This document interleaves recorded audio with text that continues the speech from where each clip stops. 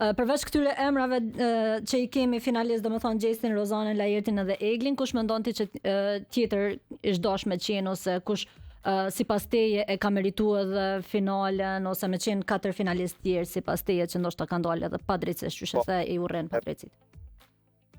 Unë mendoj se në këtë rast Danja Koka edhe Aldo Marku kanë qenë dy banorë të cilët kanë pasur shumë argumente, shumë një mënyrë të kulturuar të qasjes ndaj formatit, edhe kur them atë tablon e finalistëve, Danjës vendose Gertën, të lutem, Danja, Danja. Më fale, harova Gertën e kam mbështetur. Lutem, për këtë që Danja paramendo para Gertës se Po ka 4 emra, po e presim edhe kanë poezhi edhe tjetër. Mirë, ta rikujtova të paktën.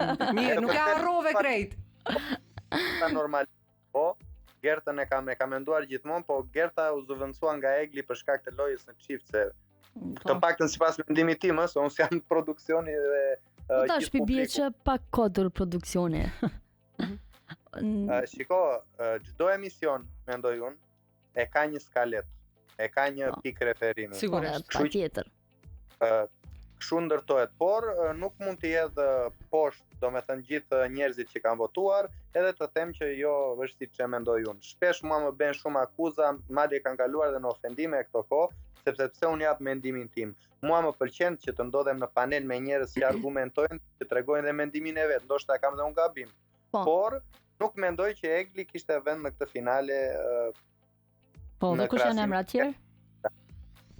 Gerta 1, Danja 2 për faktin që janë gra situash që din ta paraqesin veten më së miri. Aldo më ka pëlqyer shumë, edhe të them të drejtën edhe Jozi para shpullës.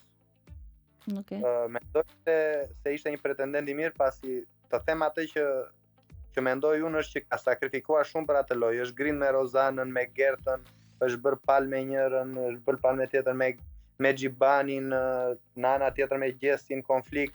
Nëse është sakrificë, gjithë këtë diskutim që të e thua me Rozane me ato, ai pikën ja ka vendos me shuplak, pra. Shiko, që mos a kthej në batut. Jo, kthej në batut, pse jo?